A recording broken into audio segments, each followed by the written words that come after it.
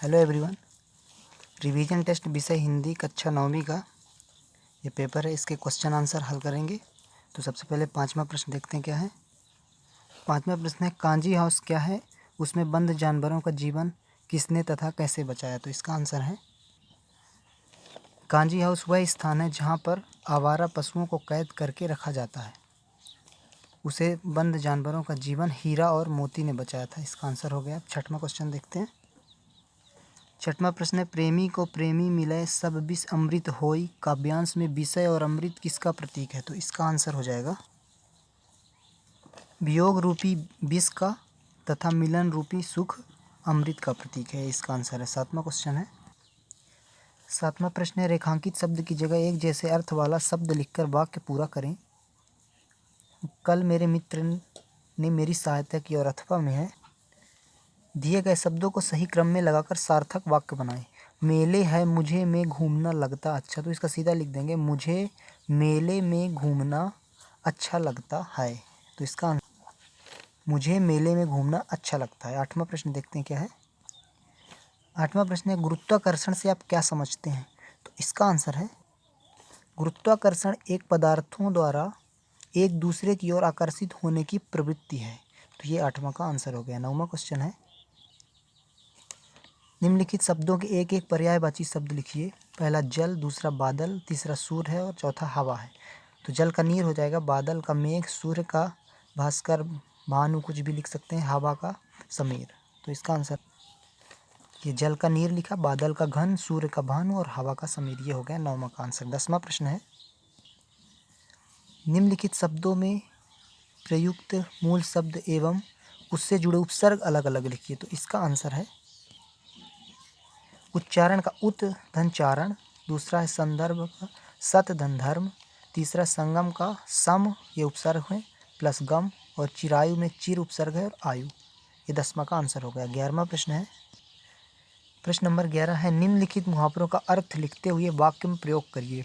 पहला है फूला न समाना और दूसरा है खून पसीना एक करना। तो इसका किस तरह लिखेंगे। फूला न समाना का अत्यधिक प्रसन्न होना। वाक्य में प्रयोग है, मोहन अपने मित्र को देखकर फूला न समाया। दूसरा है खून पसीना एक करना। इसका अर्थ होता है बहुत मेहनत करना। और इसका वाक्य में प्रयोग है, किसान अपने खेतों में फसल उगाने के लिए अपना खून पसीना एक कर देता है। अगला प्रश्न है, प्रश्न नंबर 12, वह वाक्य चुने जिसका अर्थ दिए गए वाक्य के समान है।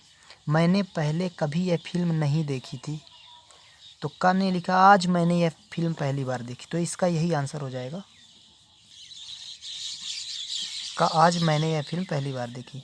13वां प्रश्न है, प्रश्न नंबर 13, निम्नलिखित शब्दों का उपयोग करते हुए एक कहानी लिखिए। काकी है, हलवा, व्यंजन, बूढ़ी, कचौरी, मेहमान, गांव और शादी। तो इसमें एक कहानी लिखा है, लड़के ने छोटी सी कहानी बनाया है। एक गांव में एक बूढ़ी काकी रहती थी। तो बूढ़ी काकी शब्द आ गए।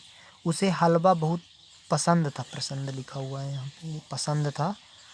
एक बार गांव में एक शादी थी जिसमें कई मेहमान आए हुए थे। मेहमान भी आ गया, शादी शब्द भी आ गया। वहाँ बहुत स्वादिष्ट व्यंजन बने थे। बूढ़ी ने भर पेट हलवा खाया और कचौरी भी खाया। तो यहाँ पे कचौरी शब्द भी आ गया है। तो ये इसका आंसर हो जाएगा। 14वां प्रश्न देखते हैं। प्रश्न नंबर 14 में है, पानी के महत्व अथवा त्योहारों का महत्व शीर्षक पर अनुच्छेद लिखिए। यानी कुछ इसमें आर्टिकल्स लिखना है थोड़े। तो पानी के महत्व पर लिखना है। पानी के महत्व, जल ही जीवन है, हमारे प्राणों का आधार है, धरती को हरा भरा एवं फलता फूलता रखने का प्रमुख साधन जल ही है। भगवान इंद्रदेव प्रसन्न होकर सबको यथोचित जल प्रदान करें, तभी सृष्टि हरी भरी रहेगी। ये पानी का महत्व में कुछ अनुच्छेद लिखा है। अगला प्रश्न देखते हैं। 15वां प्रश्न है, दो मित्रों के बीच संवाद लिखिए। तो कुछ संवाद लिख देते हैं यहाँ पे। इसका आंसर है, ये है, राम मालूम मित्र है और मोहन। तो राम बोलता, कैसे हो मोहन। तो मोहन ने कहा, ठीक हूँ राम, ठीक। राम कहता है, इस समय पढ़ाई कैसी चल रही है। तो मोहन, ठीक चल रही है। मोहन बोलता, तुम्हारी कैसी चल रही है। राम बोलता है, हो गया, ठीक ही चल रही है, चलो चाय पीते हैं। तो ऐसे करके कुछ संवाद है। अगला प्रश्न है, प्रश्न नंबर 16 है, घर में जो काम आप अक्सर करते हैं उसके बारे में 2 वाक्य लिखिए। तो इसका आंसर है, पहला, गाय को चारा भूसा डालना, ये हो गया एक काम। और दूसरा, घर में हाथ बटाना। तो 17वां प्रश्न है, अब प्रेमचंद जी अथवा राहुल संकृत्यायन जी का साहित्यिक परिचय निम्नलिखित बिंदुओं के आधार पर लिखिए। 2 रचनाएं लिखना है, भाषा एवं शैली और साहित्य में स्थान। तो प्रेमचंद जी का जीवन परिचय देखते हैं। तो रचना है नमक का दरोगा, कहानी थी, और दूसरा उपन्यास जो है वो गोदान है। भाषा में प्रेमचंद्र अपनी बात जनता तक पहुंचाना चाहते थे, इस कारण उनकी भाषा सहज, सरल एवं बोलचाल की है। उनकी भाषा में सहज प्रवाह, माधुर्य और लालित्य है। मुहावरों, कहावतों तथा लोकोक्तियों का सुंदर व सहज प्रयोग है, जिसमें यत्र तत्र अंग्रेजी के शब्द का भी प्रयोग होता है। और शैली में लिखा है, प्रेमचंद ने निम्नलिखित शैलियों को अपनाया है। पहला है वर्णनात्मक शैली, दूसरा भावनात्मक शैली, तीसरा विवेचनात्मक शैली, चौथा मनोवैज्ञानिक शैली और पांचवा हास्य प्रधान शैली। अगला प्रश्न देखते हैं। साहित्य में स्थान है। अंग्रेजी साहित्य में जो स्थान डिकिंस को, रूसी साहित्य में टॉलस्टॉय एवं गोर्की को प्राप्त है, वही इन्हें उपन्यास सम्राट के नाम से भी विभूषित किया गया है। 18वां प्रश्न है। प्रश्न नंबर 18, निम्नलिखित में से किसी एक काव्यांश का संदर्भ प्रसंग सहित भावार्थ लिखिए। तो इसका अथवा करते हैं। थल थल में बसता है शिव ही, भेद न कर क्या हिंदू मुसलमान, ज्ञानी है तो स्वयं को जान, वही है साहित्य से पहचान। तो इसका संदर्भ प्रसंग व्याख्या करते हैं। संदर्भ में प्रस्तुत वाक हमारी पाठ्य पुस्तक क्षितिज के वाक नामक पाठ से लिया गया। इसकी रचयिता कश्मीरी कवित्री ललवद है। प्रसंग इसमें ईश्वर की सर्वव्यापकता तथा एकत्व के विषय में बतलाया गया है। व्याख्या है, कवित्री कहती हैं कि शिव यानी भगवान जो हैं वो सर्वत्र अर्थात सभी पदार्थों में विद्यमान है, चाहे हिंदू धर्मावलंबी हो या मुसलमान। इनको ईश्वर की सत्ता में भेद नहीं करना चाहिए, क्योंकि ईश्वर तो एक है। यदि तुम स्वयं को ज्ञानी मानते हो तो पहले स्वयं को पहचानो, क्योंकि स्वयं को पहचानने पर ही परमपिता परमात्मा की पहचान संभव है। वह परमात्मा ही सर्वव्यापक है, अतः संप्रदान आदि के नाम पर उसमें भेद नहीं करना चाहिए। 19वां प्रश्न देखते हैं। प्रश्न 19वां में भी एक गद्यांश है, उसका संदर्भ प्रसंग व्याख्या करना। तो अथवा का करते हैं ये वाला, इसका आंसर देख लेते हैं। संदर्भ में प्रस्तुत गद्य खंड हमारी पाठ्यपुस्तक क्षितिज के लहासी की ओर नामक यात्रा वृत्तांत से लिया गया। इसके लेखक राहुल सांकृत्यायन जी हैं। और प्रसंग है, इसमें लेखक ने नेपाल में तिब्बत की ओर जाने वाले मार्ग का हृदय स्पर्शी वर्णन किया। तो इसकी व्याख्या देखते हैं। लेखक राहुल जी ने नेपाल की सीमा का वर्णन करते हुए कहते हैं कि नेपाल से तिब्बत की ओर जाने वाला मार्ग बहुत पुराना है। ऐसा ही परित्यक्त एक चीनी किला था। हम वहाँ चाय पीने के लिए ठहरे। परित्यक्त चीनी किले से जब हम चलने लगे तो एक आदमी दारी भागने आया। हमने वह दोनों चिट्ठियाँ उसे दे दी। शायद उसी दिन हम थोइला के पहले आखिरी गांव में पहुंच गए। यहाँ भी सुमित के जान पहचान के आदमी थे और भीख मांगते थे। ठहरने अच्छी जगह मिली। 5 साल बाद हम इसी रास्ते लौटे थे और भिखमंगे नहीं, एक भद्रयात्री के वेग में घोड़ा पर सवार होकर आए थे।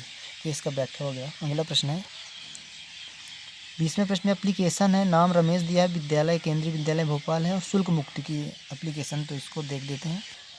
सेवा में श्रीमान प्राचार्य महोदय, केंद्रीय विद्यालय भोपाल, और विषय में लिखेंगे शुल्क मुक्त के लिए प्रार्थना पत्र। महोदय, सेवा में विनम्र निवेदन है कि मैंने आपके विद्यालय में इसी वर्ष प्रवेश लिया है। मैं अत्यंत निर्धन छात्र हूँ। मेरे पिताजी की आय मात्र 1500 रुपये प्रति माह है और उन पर 7 प्राणियों के जीवन निर्वाह का भार है। मैं अभी तक बहुत अच्छा विद्यार्थी रहा हूँ और प्रतिवर्ष मेरी फीस माफ़ होती रही है। यदि मुझे शुल्क से मुक्ति नहीं मिली तो हो सकता है कि मैं आगे पढ़ ही नहीं सकूँ और मेरा भविष्य अंधकारमय हो जाए। मुझे पूर्ण विश्वास है कि आप मेरी आर्थिक स्थिति पर सहानुभूत विचार करते हुए मुझे शुल्क मुक्ति प्रदान करेंगे। मैं आपका आजीवन कृतज्ञ रहूँगा। आपका आज्ञाकारी शिष्य रमेश लिख देना यहाँ पे। और अगला प्रश्न है प्रश्न नंबर 21 में एक पठित गद्यांश दिया हुआ ये, और इसके सबके आंसर लिखना है। गद्यांश का उचित शीर्षक है, तो इसका शीर्षक हो जाएगा मनुष्य का जीवन, लिख सकते हैं। और दूसरा है मनुष्य किस कारण श्रेष्ठ माना गया है।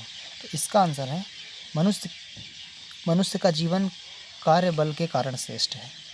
और तीसरा है यह संसार किस आधार पर टिका है। तो इसका आंसर है यह संसार कर्म करने वाले मनुष्यों के आधार पर टिका हुआ है। और चौथा, देवता किससे ईर्ष्या करते। तो इसका सीधा आंसर लिख सकते हैं मनुष्य से। और पांचवा है इस पृथ्वी पर ईश्वर प्रदत्त वरदान क्या है। इस पृथ्वी पर ईश्वर मनुष्य रूपी वरदान प्राप्त हुआ है। अगला प्रश्न, आखिरी प्रश्न जो 22वां है अ नंबर का, इसमें एक विषय पर 250 शब्दों में लगभग निबंध लिखना है। तो तीसरा विज्ञान का चमत्कार का निबंध लिख रहे हैं यहाँ पे। ये विज्ञान के चमत्कार 22वां का उत्तर लिख रहे हैं, यहाँ तीसरा है। तो इसकी सबसे पहले प्रश्न, आज विज्ञान का युग है, विज्ञान ने विश्व में सभी क्षेत्रों में अपनी विजय पताका फहरा रखी है। यह आज के युग को यदि हम वैज्ञानिक युग का नाम दे दें, प्राचीन और आधुनिक काल में पूर्णतः विपरीतता आ गई है। रहन सहन, वस्त्र, पहनावा, यातायात तथा जीवन प्रणाली पूर्णतः परिवर्तित हो गई है। आज की दुनिया प्रतिक्षण बदलती दिखती है, परिवर्तन ही विकास है। दूसरा पॉइंट में लिखते हैं आवागमन के साधन। आज आवागमन के साधन भी विज्ञान की कृपा से सर्वसुलभ हो गए हैं। रेल, मोटरसाइकिल, स्कूटर, जलयान तथा वायुयान इस क्षेत्र में अभूतपूर्व चुनौती दे रहे हैं। अगला पॉइंट है बिजली रूपी वरदान स्वरूप है। बिजली प्रतिफल एक दासी की भांति सेवा में जुटी रहती है। कारखाने, रेडियो, टेलीविज़न बिजली की सहायता से चलते हैं। बिजली से चलने वाले पंखे दोपहरी में निरंतर चलकर मानव को परम शांति प्रदान कर रहा है। कृषि में योगदान। कृषि के लिए नए यंत्र विज्ञान ने आविष्कृत किए हैं। विज्ञान द्वारा उपलब्ध रासायनिक खाद्य उत्पादन क्षमता में एवं रासायनिक दवाइयाँ फसल को नष्ट होने से रोक रही हैं। श्रम की बचत है अगला पॉइंट। विज्ञान के द्वारा आविष्कृत मशीनों के माध्यम से पूरे दिन का कार्य मनुष्य कुछ ही घंटों में समाप्त कर लेता है। बचे हुए समय को मनुष्य मनोरंजन या स्वाध्याय में व्यतीत करता है। विज्ञान से हानि भी है कुछ। हर अच्छाई के पीछे बुराई छिपी रहती है। जहाँ विज्ञान ने मनुष्य को अनेक सुख सुविधाएं प्रदत्त की हैं, वहाँ शांति तथा दुख का भी सृजन किया है। रूप संहार है आखिरी पॉइंट। विज्ञान स्वयं में अच्छा बुरा नहीं है, यह मानव के प्रयोग पर निर्भर है। आज विज्ञान के गलत प्रयोग के फलस्वरूप ही दुनिया में विनाशकारी दृश्य नजर आ रहा है। ये हो गया विज्ञान के चमत्कार का लेख। और ब नंबर है 22वां का, किसी एक विषय की रूपरेखा लिखी। तो वृक्ष हमारे मित्र की रूपरेखा कैसे लिखेंगे? सिंपल रूपरेखा लिख देना है। पहला प्रस्तावना, दूसरा वृक्षों पर कुठाराघात, तीसरा वृक्षों की उपयोगिता है, चौथा सरकार का प्रयास और उपसंहार। तो ये कक्षा 9वीं हिंदी रिवीजन टेस्ट के जो क्वेश्चन आंसर थे उनके ये कंप्लीट हो गए हैं। Thank you.